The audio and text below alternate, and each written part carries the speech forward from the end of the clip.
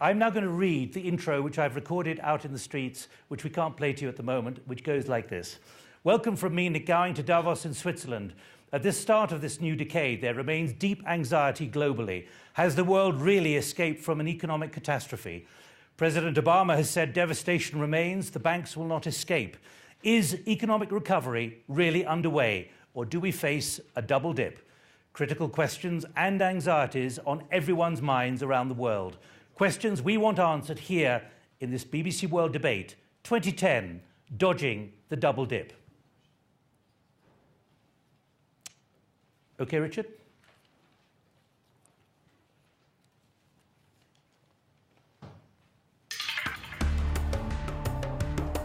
We're now recording.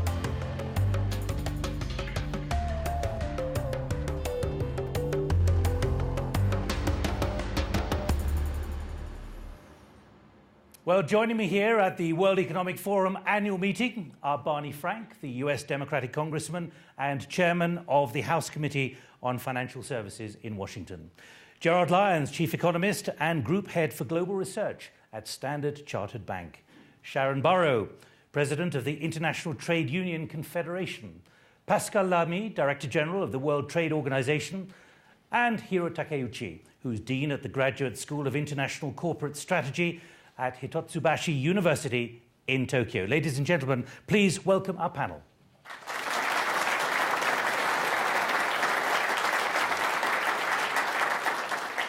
Right, well, let's move on with our first question, which comes from Parag Khanna from the New America Foundation. Good morning. Very often in conversations about the global economy, we focus too much on the how much, meaning money, and not enough on the how, meaning policy. So the question is, if $3 trillion of economic stimulus has thus far failed to stimulate the private sector to create jobs, then what will? Gerard, Lyons, the view from a bank. I don't think the policy has failed. I think the policy has actually worked. We have to remember this time last year, the world economy was on the brink. It was facing many downside risks. So I think the policy stimulus over the last year has actually pulled us back from the brink. What we actually now need to see is the private sector kicking in. Unfortunately, the underlying story is a shift in the balance of power. So the recovery in the West is likely to be a jobless recovery. The recovery in other parts of the world, particularly the East, is likely to be a very strong recovery. And that's where the jobs are likely to be created. Sharan, Burrow, jobless recovery. You represent workers right around the world. Well, that's a devastating statement. The crisis is not over for working people.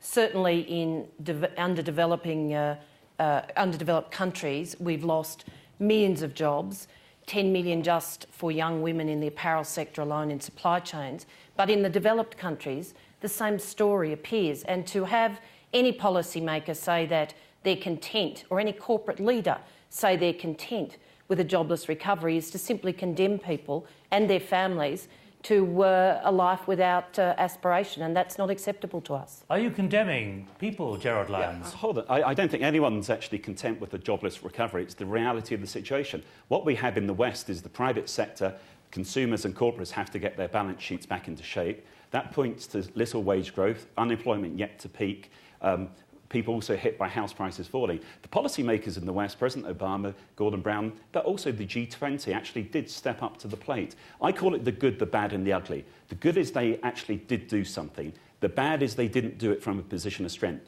The US, the UK, other countries should have run surpluses in the good time. Central banks should have had interest rates higher in the good time. The ugly, unfortunately, is the consequences. And the corporate sector will be protecting their staff, will be trying to invest, but they need to do it at the time when demand is picking up. Barney Frank, you represent Massachusetts, where the president had a significant slap in the face politically. How much of this issue was indicative of the challenges facing the politicians and the people you represent in Massachusetts? A substantial part. There's a special anger that to try and respond, and I agree that the response has on the whole been a good one. It hasn't been good enough because the problem was so deep, but people have felt that the malefactors were the incidental beneficiaries of the policy to get better.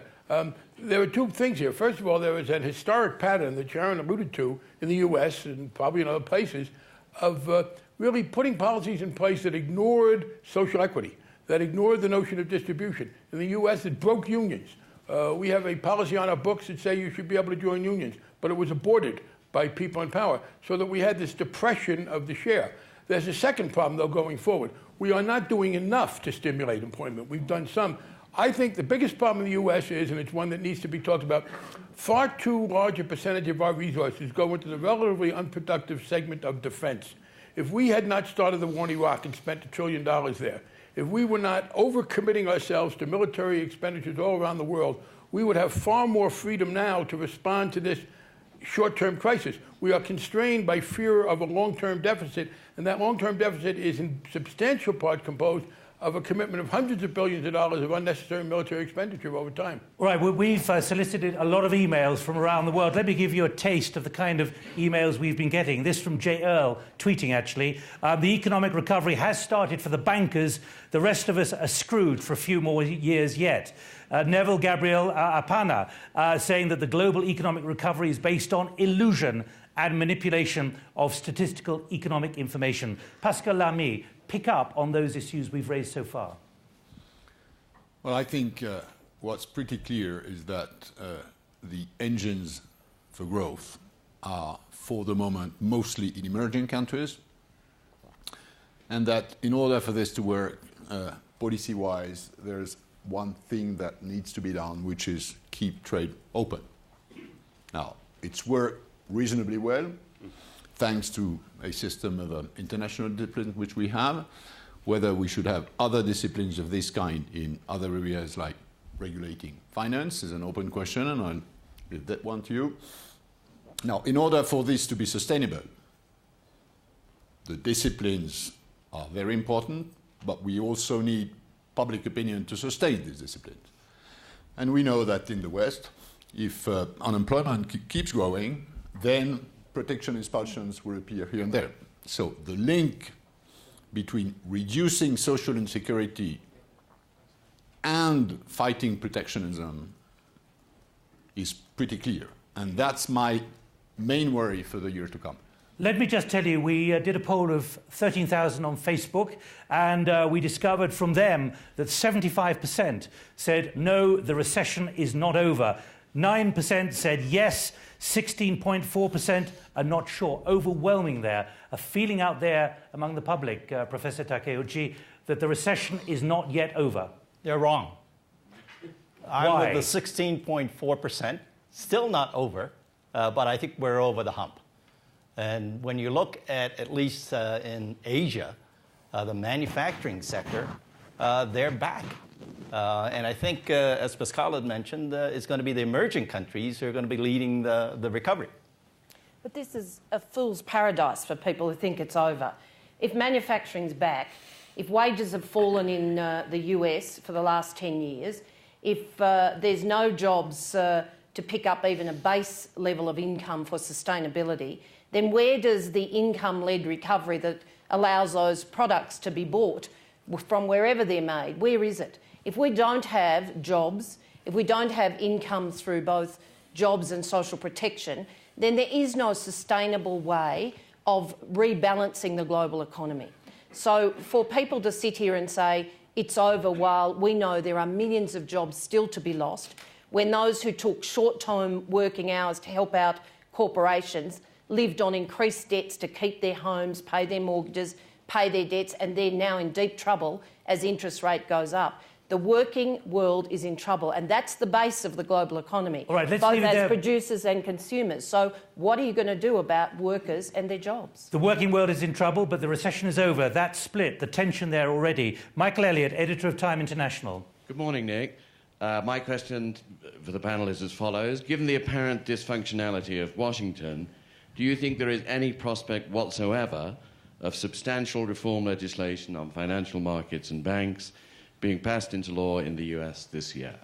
Well, Barney Frank, is it dysfunctional in Washington? And you chair a committee which is rather concerned with this issue. Well, I guess dysfunctional is a relative word. I will say, having traveled from D.C. to Geneva, to Zurich, I did not experience an upsurge in functionality. But I will say this, we are, I believe, going to get reform legislation passed.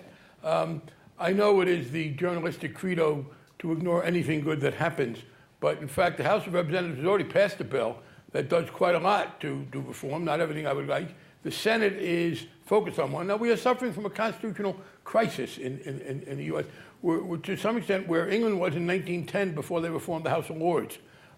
We have had this rule now of relatively recent duration that you need 60 votes to do anything in the Senate. But even with that, I think you are going to see substantial reform enacted sometime this spring, passed in the Senate and enacted, and it will be a very substantial reform. Not everything, obviously, that I would like, but very substantial reform. All right, I just want to go back to Michael Elliott. Barney Frank is saying that you are actually making things far too pessimistic, using that word dysfunctionality. You're not a politician. You don't have to carry responsibility.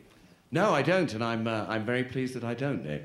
I thought Representative Frank's comments on a constitutional crisis in the United States is one of the sound bites that myself and other members of the reptile-like press will take away from Davos this year. But I want to be clear. Say that is a problem with healthcare. I do not believe that's going to stop financial reform. There is a large consensus for financial reform precisely because there is anger that those who were most responsible for the crisis were somewhat beneficiaries of the effort to undo it because you couldn't go around them. So, yeah, I think you will see substantial financial reform. Let me put it this way. I think that the largest financial institutions will be unhappy with the product, which is one measure of success. Gerard Lyons, do you feel the cold wind of change coming in your direction, that it's arrived for senior bankers with their hands up, swearing on the Bible before the committee in Washington? Yeah. Well, I don't want to comment on the guys who testified the week before last in Washington, but the reality is that not all parts of the financial system broke. We need to keep the bits that did actually work. That's not what the public think. Yeah, not all countries actually did badly in this crisis. Australia, Canada, India, China. We need to learn the lessons from those countries that did well. Not all banks did badly. My own bank, Standard Chartered, did very well. HSBC also. Those banks that were conservatively run did well. Now, what we actually need to do is fix the big parts of the system that did break. Now, what we have at the moment is two different panels working. We have the technocrats working. They're eventually going to come out, in my view, with sensible conclusions. The other challenge, though, is on the public side. The public is angry, rightly so, and the politicians, maybe in Washington and elsewhere, are playing to the gallery, and they want easier, nearer-term solutions. And that's the challenge, making sure we don't have regulatory overkill that actually scuppers the recovery. Professor, I need to ask you, you after all teach corporate strategy. When you hear the chair of HSBC, the enormous international bank, saying banking had very good reason to be uncomfortable looking backwards, is that change of culture underway, do you believe? I don't think so. We've heard that 10 years ago. It's been repeated a number of times, and I think we're kind of hearing the same old story. I want to say, first of all, this split between the rabble and the technocrats is greatly overstated. Hang on, who do you mean by the rabble? I mean the people he talked about that we're paying attention to that we should ignore. Well, I didn't call them the rabble. I've said the public. You didn't say the rabble. You called them the rabble. I called them the public. Yeah, but in his entire life. If you're calling the general public the rabble, you've got problems. No, he was denigrating the public. I wasn't. The general public has the right to expect solutions. You were saying that the technocrats are getting it right and that we politicians are listening to the angry public that may be getting it wrong. Now, that's what you said. And I just want to say, in his entire life, I don't think Paul Volcker has ever been seen holding a pitchfork. What? We are working with the technocrats. I reject your dichotomy. I will tell you, in Washington, those of us in elected office are working very closely with experts in the field, with people who know a great deal. Paul Volcker is one, Nouriel Roubini, a whole range of other people. And no, this notion that we're going off and listening to an angry public and doing things that are damaging, you'll have to show me some examples. I reject it. I want to hear from this rabble here, or the representatives of the rabble, so get the microphone to you to see what they think of the use of that phrase. Pascal Lamy. I mean, I don't want to step too much into this international finance regulation, which is not my turf, but if one looks at how we've been doing things in the World Trade Organization since, let's say, 50 years, the important thing is that domestic regulatory frameworks are now coordinated internationally. So I know there's a big debate in the US, I know there's a big debate in Europe, there used to be a big debate in Japan. What's important is that at the end of the day, what was missing and partly triggered the crisis because of regulatory imperfections is framed at the international level. Absolutely. So this needs to be done globally now. And, you know, we we roughly know how to do that now, provided the political will is there. Let me go to Chapiso Gawa, who's 19. You're from Botswana, currently studying in South Africa. When you hear this debate about trust and values, what's your reflection? Well, allow me to go off on a bit of a tangent and bring you back to basics, basically. With my background in social activism, I want to know what can be done to mitigate the effects of this double dip that may or may not be on the marginalized groups of people, namely the youth and women in general. All right, let me pick up on anyone who'd like to pick up, particularly on that rabble suggestion from... Are you all silent on this? No one wants to enter. I mean, excuse me, Nick, I have to correct this. You're making far too much of rabble. I was characterizing what I thought was his denigration of public opinion. I know it may be good television to try and focus on it as if it was seriously put forward. I was being a little sarcastic. Perhaps this is not the right medium for it. But we are talking about a dichotomy in which the public is seen as being too unsophisticated as opposed to the technocrats. It was in that context that I used the word. Actually, can I put the record straight? I have testified the last 2 years to the Senate Banking Committee and the Congressional Foreign Affairs Committee. So I've spoken to your colleagues in Washington. And I think there is a very constructive debate. And I reinforce what Pascal Lamy said. We need to have countries working at the international level, particularly through G20. The point I was stressing was that what we have is the technocrats are working to get an international solution, and the general public are demanding an immediate solution. So the point is not that the general public are wrong. The challenge we had is that people want an immediate solution now. And that's where the dilemma is. I think what we need to have this year is G20 very much ensuring that we have a constructive solution that prevents this crisis being repeated, to make sure all the bad practices, Glass-Steagall, Greenspan and greed was some people's characterization of the problems. Basically, we need to get some of the problems sorted out, hopefully all of them, but we also need to keep the parts of the financial system that work well and make sure the financial system serves the economy. Let Sharan Burrow have a word. But I have to say, there was no ignoring of the international dimension.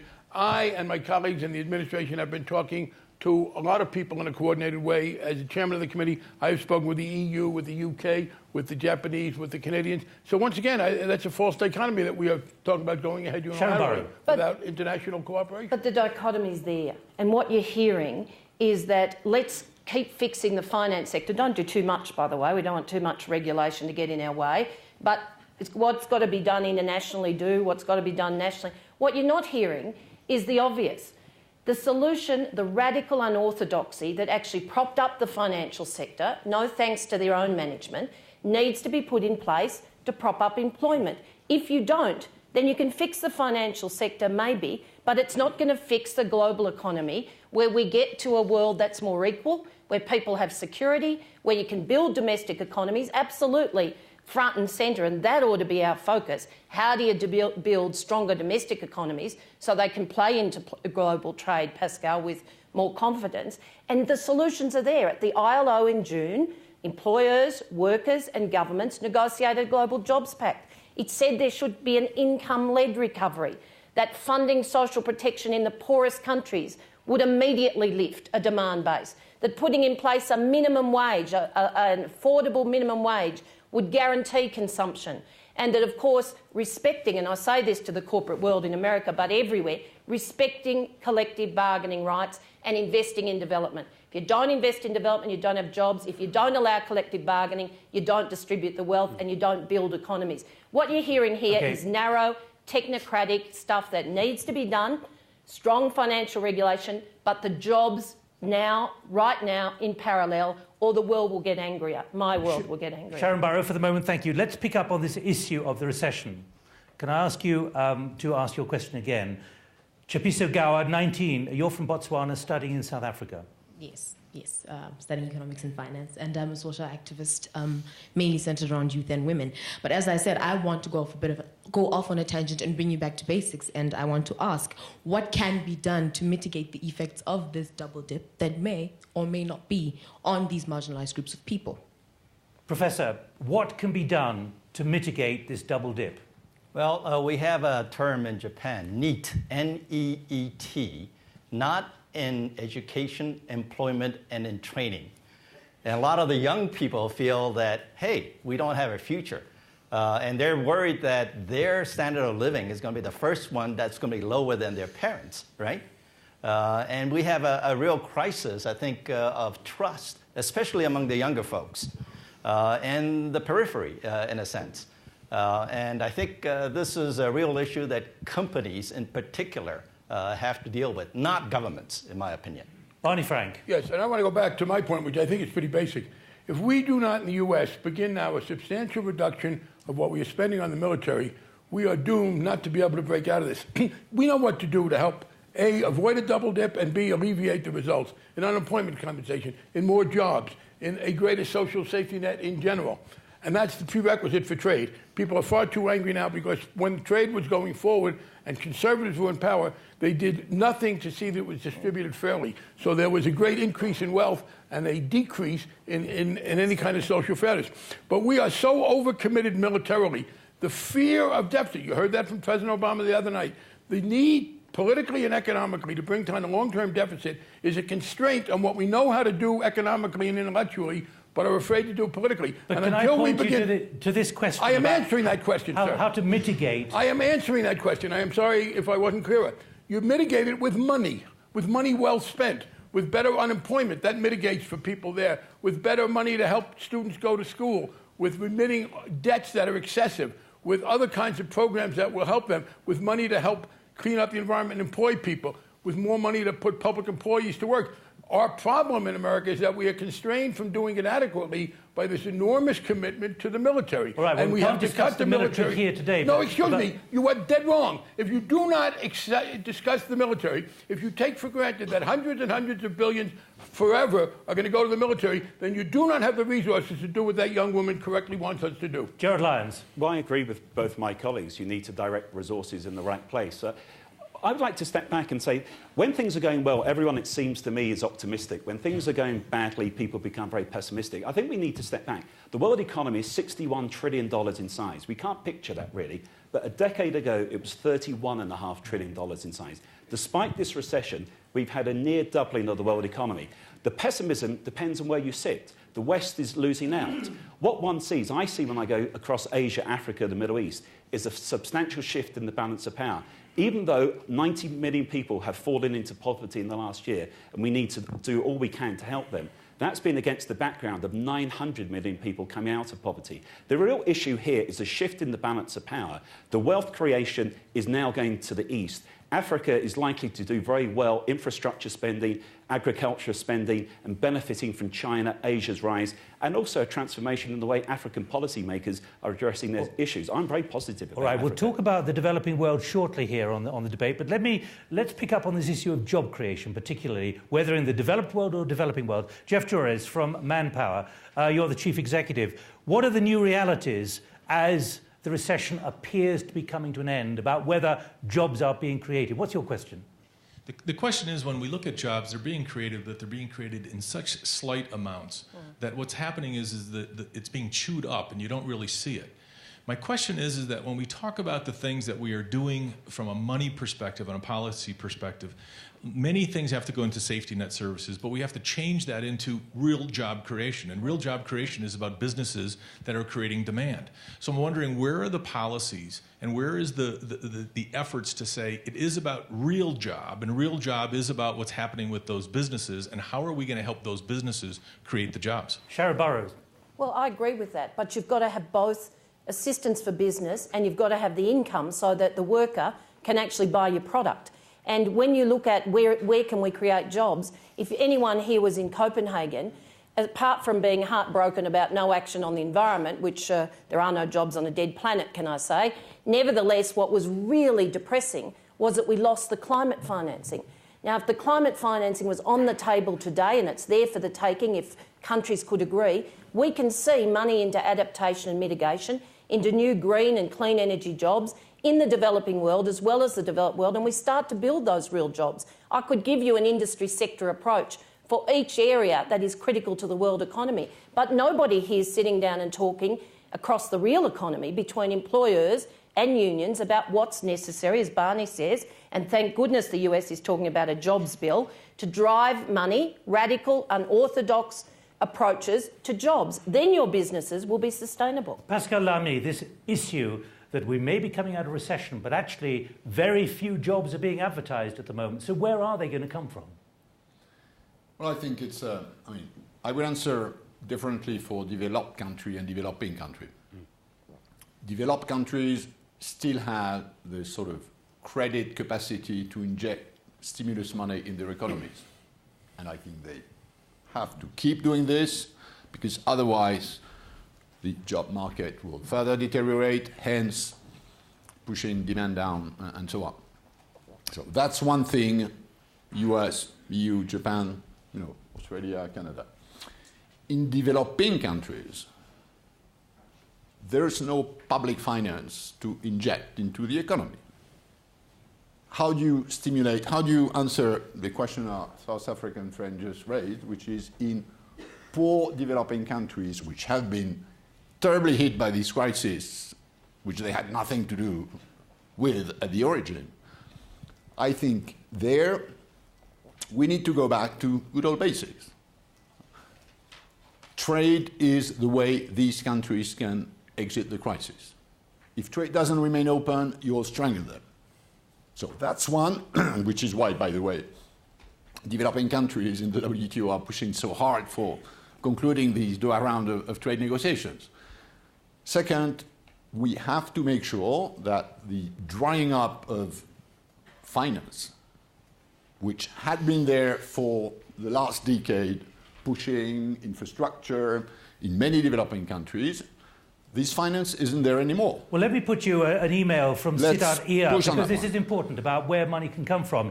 He's saying, hang on, why rely on the big banks? Why not generate the kind of Grameen Bank that's out there, which is for small and medium, these seed corns of $100, $200, $300, $400, $500, that's what should be happening out there, including in the developed world. You're nodding. You represent a large bank, but is this the way forward? Yeah, well, Standard Chartered, 95% of our business is Asia, Africa, the Middle East. We work very closely with the regulators in many of these countries to make the financial regulatory system better. But in terms of microfinance... Special banks for small and medium business. What we do and what many other banks do, we lend in 20 different countries to microfinance institutions who then lend on the grassroots. And what one sees in many countries, particularly South Asia and parts of Africa, is that microfinance is having a big impact. In fact, I think that people generally should be more positive than they are. We shouldn't underestimate the near-term risks. We shouldn't underestimate the challenge about what happens when the policy stimulus wears off in the West. But we shouldn't underestimate that when we do have a more balanced global economy, things do look phenomenally positive. We're seeing an industrial revolution on the ground in China. We're seeing the catch-up potential in India. And just to conclude, the Asian Development Bank calculates that 750 million jobs will be created in Asia, South Asia, and East Asia over the next decade. The jobs are in the East. The jobs, unfortunately, are not in the West, and that's where the challenge is. Can we pick up on this issue, though, of trust in banks, in institutions, in politicians? We have a question here from Sumitra Dutta from the business school INSEAD. Good morning. I have a question regarding leadership. Certain events in the recent past have shown that there's perhaps an erosion in confidence and trust in the business and political leadership around the world. If this accelerates, this can lead to a double dip in the economy. What kind of measures do you recommend for building confidence and trust back once again? Professor Takeuchi, you teach the leaders of the future, the mid-career leaders who need to know better how to lead. Do you accept that there's a leadership crisis and a leadership deficiency, as Professor Dutta has said? I do agree, especially in Japan, from the political scene. We've got a big leadership problem there. But if you look at the micro level, at the business level, I think that's probably not true. We are having new entrepreneurs coming in, creating jobs. I mean, look at a company called Fast Retailing that run Uniqlo stores. They have 30,000 people, mostly in Japan right now. They're going to be employing 60,000 around the world, mostly outside of Japan. So I think leadership is there at the micro level, probably not, sorry, Barney, at the macro level. But let me just underline, there's a perception out there. A Facebook poll for the World Economic Forum, 130,000 respondents, 75% said this is a significant issue of ethics and values. Do you agree? That I agree, right. There's probably this ethics of what's in it for me, rather than thinking of the common good. And leadership really has to be thinking about what's good for the common good. That has been lacking for sure. But we need to step in here and defend governments. I'm sorry, but it's actually taxpayers' money with the leadership of governments through the G20 and other countries who bailed out the mismanagement of the corporate and particularly the financial sector. So I'm sorry, you can't get away with that and say entrepreneurs are okay. Sure, there's a lot of good businesses out there. But it also goes back to the fact that that same taxpayers' money that went to bail out the banks smashed the people's banks. I agree that we've got to build people's banks. We've been doing it as trade unions and credit unions and building societies for decades. But even in Australia, the picture's not what you paint. Yes, a more stable system, but our money still provided a bank guarantee that actually smashed competition. Professor Takeuchi. And now the consolidation is working against the cost of credit to small to medium enterprises, way too high, and the banks don't care, and against working people and their mortgages. You know, most of the problem is in industries or businesses that are heavily regulated by government. And I think that's one of the problems. So I'm not blaming the government, but don't leave it up to the government to create jobs. Barney Frank, the professor mentioned you by name as representative of the political class, who is simply not offering adequate leadership during a crisis like this. Well, I'm trying to, but you wouldn't let me. There are other May people. I finish? Adequate leadership, I believe, and I will go back to it. We in the United States, I believe elsewhere in the world, but certainly in the United States, are so overcommitting resources to a worldwide set of military expenditures, many of which, by the way, only succeed in angering people at us, don't even do any good. If we had not gone into that ill-conceived war in Iraq, we'd have $1 trillion now that we could use for things. And that's why I object to some of these dichotomies that are posed. Grameen banks versus other banks. Grameen banks won't lend to medium banks. They'll lend to small, to medium companies. They'll lend to small ones. The safety net versus job creation. The answer is yes, the safety net versus job creation. We should be doing both. But the point is that we in the U.S., this is where we have this lack of trust in government. People do not see that. We have a vicious cycle. Frankly, I believe that the people who preceded my party in power did not believe in government, and they carried out their belief. There was no regulation of the financial sector. There was a terrible mismanagement of Katrina. They managed to discredit the notion that government was a resource for doing things together. They allowed the benefits of trade to go to the whole nation, but to be distributed very unfairly, so that as the nation got wealthier, in part because of trade, economic maldistribution worsened and people got angrier. And we need to break out of this, so we have this problem. People don't trust government in the U.S. because government did not do its job. We believe we have things that can be done working together that will make people feel more confident, but we need them to feel happy. It's a vicious cycle that we can't break out of. But it all comes back to, for me, not all, but significantly, recovering the resources. And by the way, one other thing about the military. It is a relatively unproductive, well, it is central. I don't know how you can pretend to ignore it when the president said we're going to continue to spend more and more in the military and freeze everything else. The military expenditure is a largely unproductive use of money compared to other things that can be done. So until we tackle that in the U.S., I am very pessimistic. But let me pick up on what Professor Dutta has said, talking about a lack of change in behaviours, greed, and other issues like that, particularly lack of appropriate ethical values. Let me read you just one email from Alan Reynolds in South Africa. I'm still astounded that the perpetrators of this crisis have escaped scot-free. They should all be held criminally liable for fraud. Now, that's perhaps going to an extreme, but Gerard Lyons, take us inside your bank. Yeah. How much is there a reconsideration of ethical values? Well, Standard Chartered has very strong ethical values, and in fact, we're one of the banks that many people say has done well in this crisis. We have a strong social responsibility. We work very closely with sight savers to return sight to people who have lost their sight. Seeing is believing. We have a project across Africa in terms of Nets for Life. So we actually work very closely on the ground in the countries in which we're in. But Gerard Lyons, that's not quite my question. Well, my question is, even if that's your outward-facing image, well, tell us about the banking business and the fact that there is this crisis of ethics and values and perceptions. Well, actually, maybe if we come back to Davos last year, Wen Jiabao, the Chinese Prime Minister, was here last year, and he said, why do people only talk about Adam Smith's visible hand, the role of the invisible hand, the role of the market? Why do not people talk more about Adam Smith's visible hand, which is the role of morals and ethics? And it says something when it requires the Chinese premier to say that. But actually, I would say that across the financial industry and the corporate industry, many companies are actually working very closely with their stakeholders. They do have strong morals and ethics. But unfortunately, as the crisis showed, not everyone is in that camp. Can I go back to Sumitra Dutta? You are at a business school. Do you see this change taking place dramatically?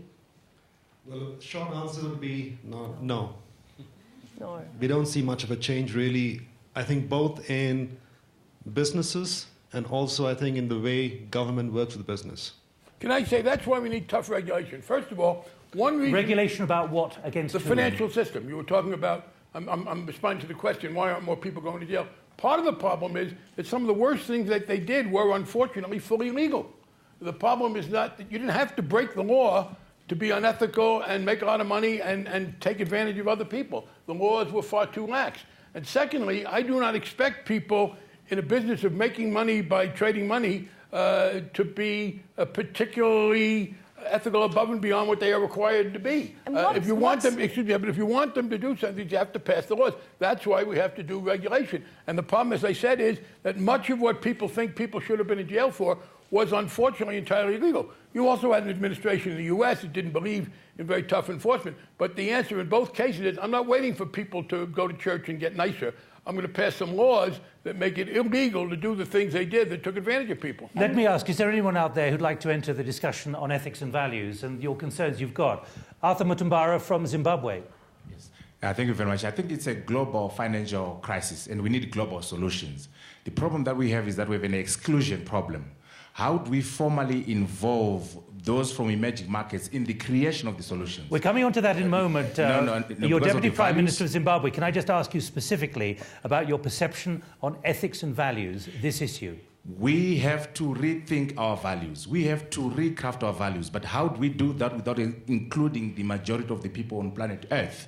How can we craft solutions from Washington and expect them to be able to resolve matters in China and in Africa? We need to be inclusive in the way we think about the problem and also inclusive in the way we define what values should be. More importantly, we need to redefine the meaning of success. What does success mean?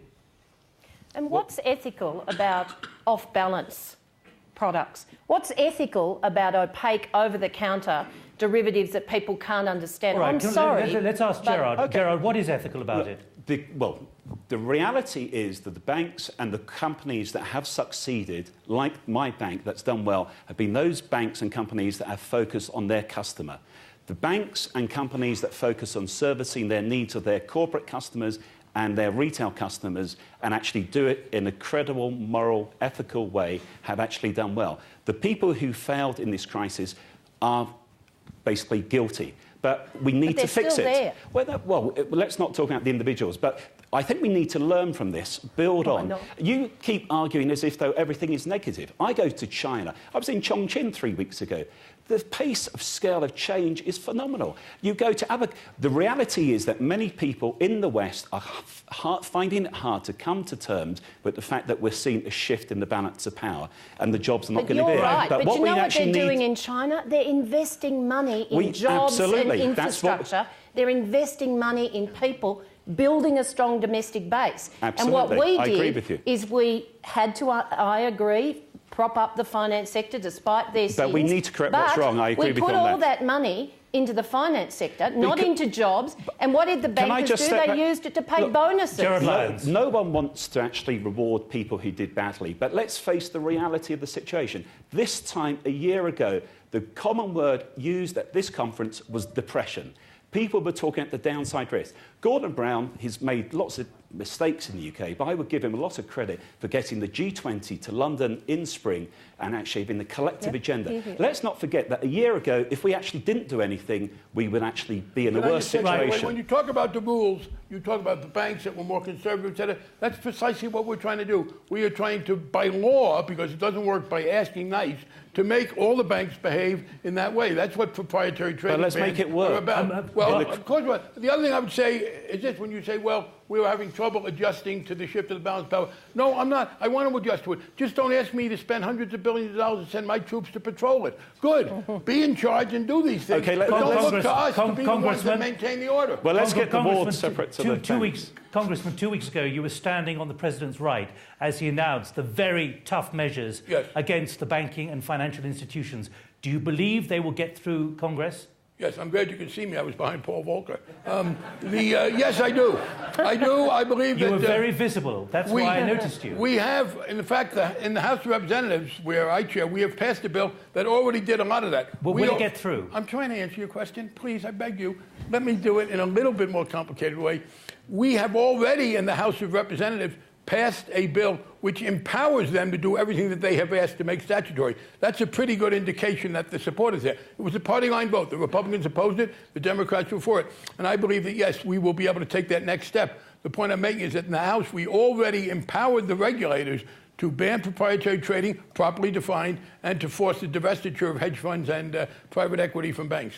Right. You've all talked about shifting power. Let's pick up on this critical issue, moving to the developing world and the way it's shifting both to the east and the south, in some people's view.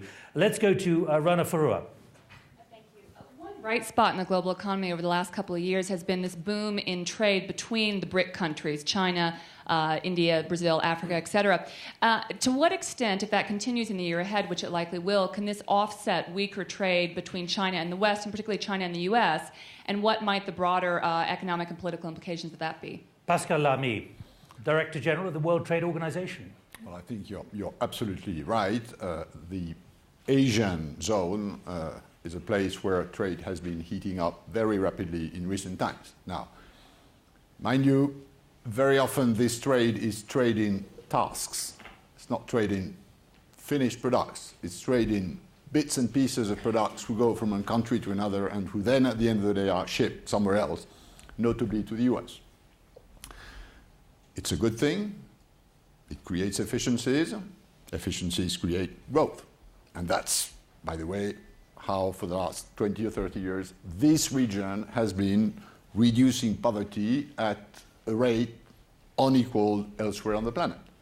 So it's good news, provided, of course, we are able to adjust the rules of the game, the sort of level playing field we need, and update the rules of international trade. But overall, this is a very, very, very positive development. Let me give you some data here. We polled 5,600 through Facebook, and we put the question, do you think the recession has shifted economic or political power from west to east? 39% said no, not at all. 42% said yes a bit. 18% said yes a lot. Professor, is that the way you're seeing it in Tokyo and there in Asia, which is, after all, moving much faster than in the developed world in the West? This time I agree. I think they're dead right. I think the key ground is going to be Asia. Split even. How can they be right? 39-42. Who was right? Well, you add the two, it's over 60%. Right?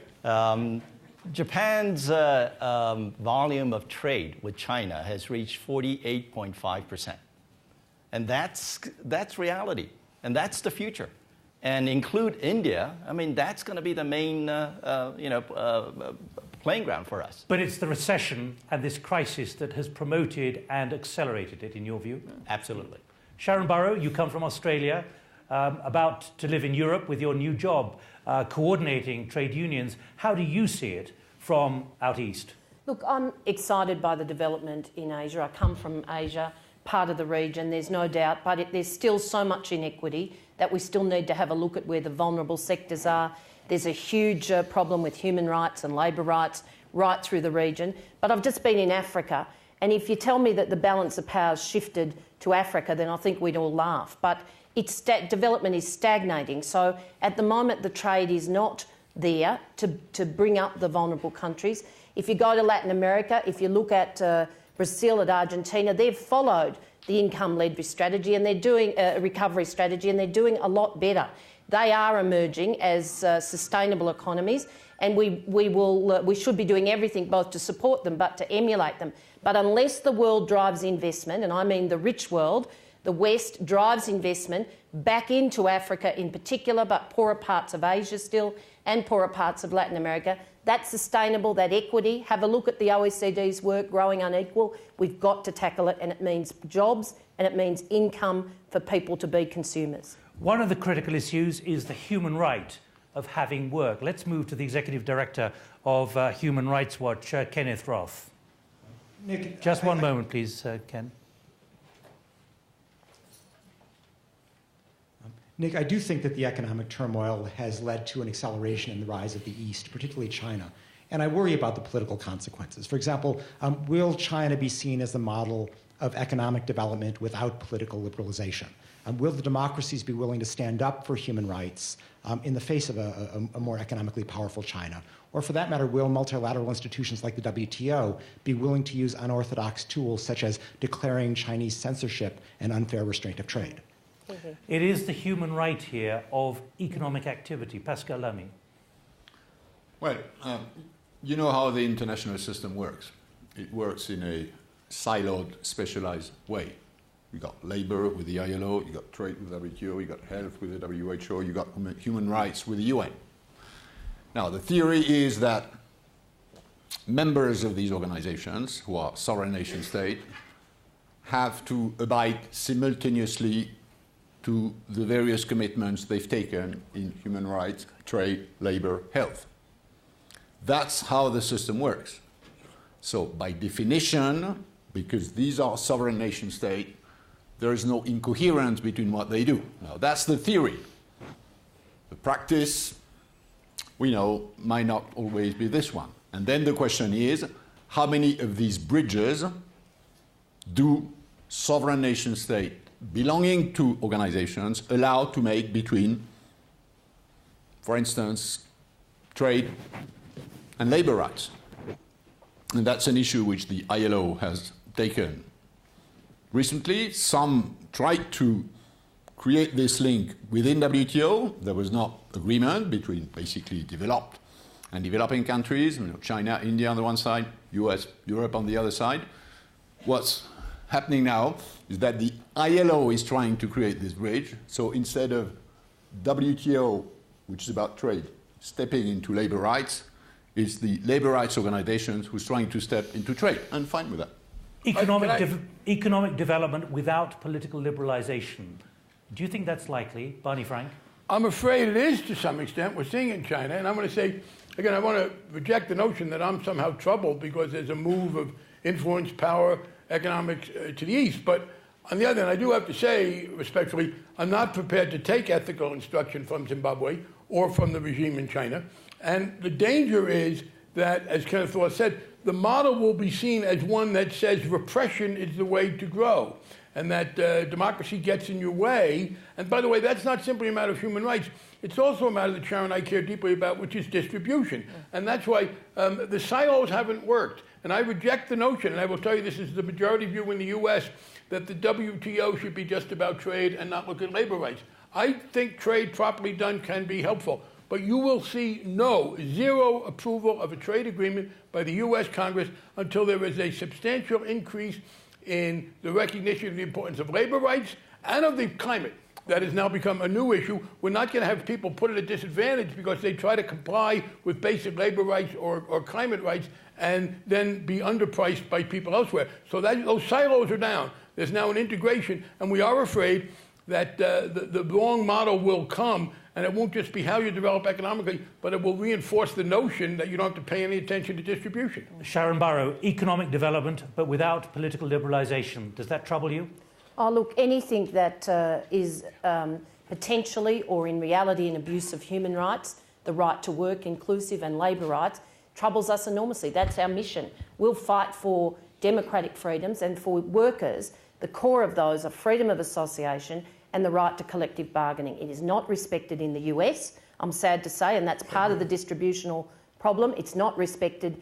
It's actually more respected by some companies in China than in the US, even though they're the same bodies. But freedom of association at the core of rights, human rights and labour rights. I think Sharon would agree. The first victims of repression are going to be independent labour organisers because they are seen as a dual threat. They're seen as a threat economically and politically. So, yeah, you cannot allow human rights to be repressed and then have labour treated fairly. Gerard Lyons, we've heard the concern about ethical values. Yeah. Ethical values in a bank, you can make good money, often in countries where there is not liberalisation. Does that give you, as a bank, trouble? Would you consider twice about investing in economic development where there isn't political liberalisation? What tends to happen is that you have economic development, you have the emergence of a middle class, and then you actually have changes in terms of voting structures, the emergence of democracy. I think human rights, intellectual property rights are key issues. We should press for them. The question was, is China the model? I think the winners in this shift of balance of power are multifold. They're the countries with the financial resources, China, Qatar. They're the countries with the natural resources across Africa. Many of them have democracy. They're the countries that have the ability to adapt and change, hopefully America and Britain. I think companies that do invest in these countries need to work very closely on the ground and actually be very morally and ethically sound. Professor Takeuchi, your economy is about to be overtaken by China. This issue of economic liberalization and the concerns. I have faith in China in the long run. Remember what was said about Japan 40 years ago in the US? They're going to take over. They're the bad guys, Japan Inc. China has values. Look at the Confucian ethic. We talk about Shinzen Bi, which is truth, goodness, and beauty.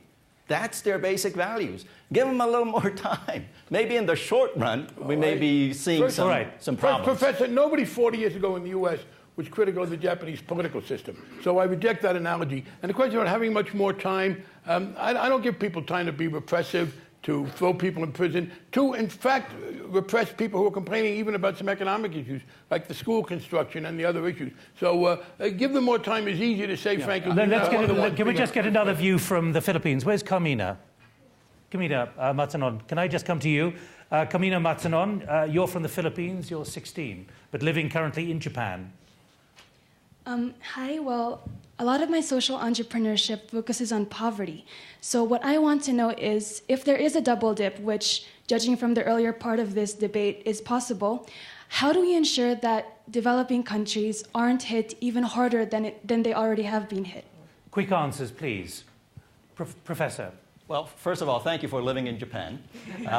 Secondly, I think we're going to be partners. If the labor law in Japan passes, which is, you have to get rid of contract workers. There's no other choice for Japanese companies but to go overseas. And Philippines will be a great partner for us. Yeah. I think one should be positive about emerging economies, about developing countries.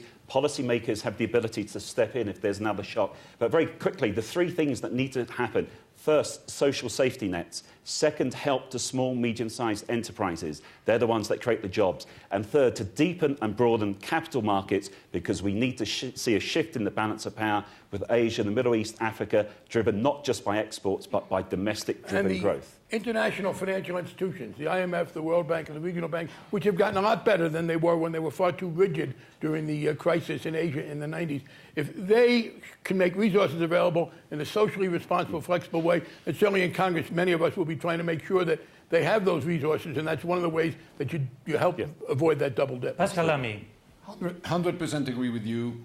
Multilateral financial institutions, regional development banks have a lot to do in the years to come in order to substitute the flows of private money, which aren't there anymore because equity markets, bonds markets have evaporated for many poor developing countries. So that's number one. And it's a question for you. It's capital increase for the World Bank, for the African Development Bank, for the Inter-American Development Bank. It's not zillions of money, and it can be very efficient, notably because they've now sort of shifted the sort of very strict policy they had before. And second, keep the economies open. For these countries, there is no other way. And that's absolutely crucial. Let me back up Pascal, please. It's easier to do that when it's multinational. If it's the U.S. or any particular country putting pressure to open, you get political resistance. It can more easily be done if the IFIs, unlike the IMF in the 90s, are sensible. Yes, I will be pushing this committee I chair to try and have those capital increases. They don't cost us in budget terms nearly as many dollars as we have, but it goes back to, guess what? The fact that we are so overcommitted in military spending. Right. And we're, well, I'm sorry, but you simply, I apologize, because you don't understand the centrality of the chokehold that has. Everything you want us to do, We are constrained, and until we address that, we'll have a problem. I will be pushing for those capital increases. Great. I will be told, well, great, Pascal, but you got to look at the reality. I will be told we have a terrible deficit. And if we continue to do the one, it makes it much harder. And you need to understand that this is going to be an obstacle to anything you want us to do. I've got a question over here from Sandeep Parekh from the Indian Institute of Management in Ahmedabad, which really begins to round off the issues that we've been confronting here on the BBC World Debate. I think when we speak of dip, it sounds like a very small period. With these huge fiscal deficits which have come across the world, we've got governments underwriting individuals, underwriting financial institutions, and even companies. Debt has clearly moved from the private hands to the public hands. So aren't we stealing prosperity from our children and grandchildren? Aren't we stealing prosperity from our children and grandchildren? Gerard, Lyons. I think it's very important that governments do actually use the money to pull the world economy out of recession. They're doing that. I'm not worried about a debt crisis. What we need to do is learn the lessons. Once we move into a recovery stage, countries in the West need to actually build up their budget surpluses and start to run their economies sensibly. In terms of the future, we need to invest. Countries can either compete on cost or on quality. You don't want to have a race to the bottom so everyone competes on cost. What we need to do is invest on quality. The infrastructure, hard and soft infrastructure, skills, education, roads, rail, built for the future. Barney Frank, are we stealing prosperity from our grandchildren and children? Yes, by defending Poland and the Czech Republic from an Iranian missile attack, which we are currently doing with our money, we are wasting the money of the children. And this is central to the military issue. If we were able to put a reasonable amount of money there, we would not be in that situation. But currently, yeah, we absolutely are. American troops that are refereeing disputes among Kurds, Sunnis, and Shiites in the northern Iraq and getting all of them mad at us and doing very little good despite their best intentions are wasting money. Sharan Burrow. If we don't rebuild our economies, our children, youth unemployment's already at alarming rates. Look at Yemen. It'll be not just an issue of stability and prosperity, but an issue of national and international security. And to hear people say, we'll wait and governments can step in if there's a shock of the double dip is not good enough. To avoid the double dip, we need to make sure now that we invest the kind of money the world raised to deal with the financial sector into jobs, into industry. We want the real economy, the actors in the real economy, business and unions working with government to build our domestic markets and indeed a fair international trading system. And that integration that Barney Frank talked about, that Sarkozy talked about, has to happen. Right. So the no more silos, people at the heart of a new system. Pascal, Lamy, are we in danger of stealing prosperity from our children and grandchildren? Quickly. We're certainly in danger of stealing nature.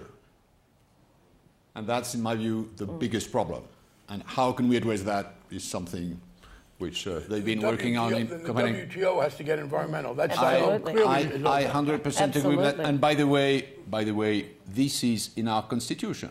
Right. Opening trade must have to do with sustainability. Then now, labor rights will come in on its I want to reassure you on something. Right. WTO is about opening trade everywhere but in weapons. We'll do a debate about the future of the WTO maybe next year. Professor Takeuchi, this final question, stealing prosperity from children and grandchildren, danger of it?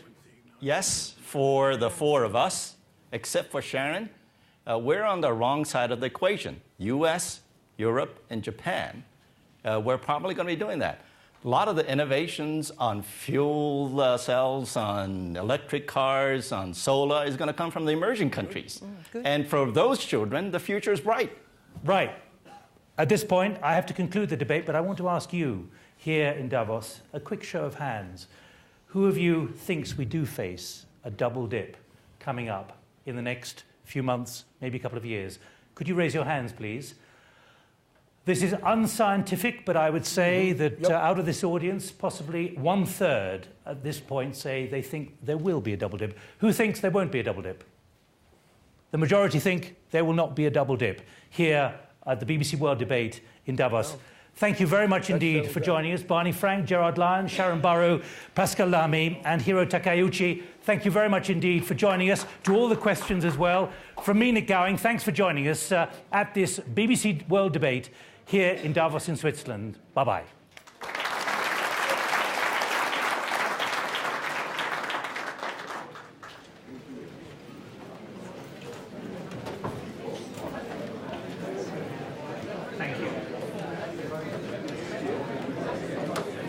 Thank you very much.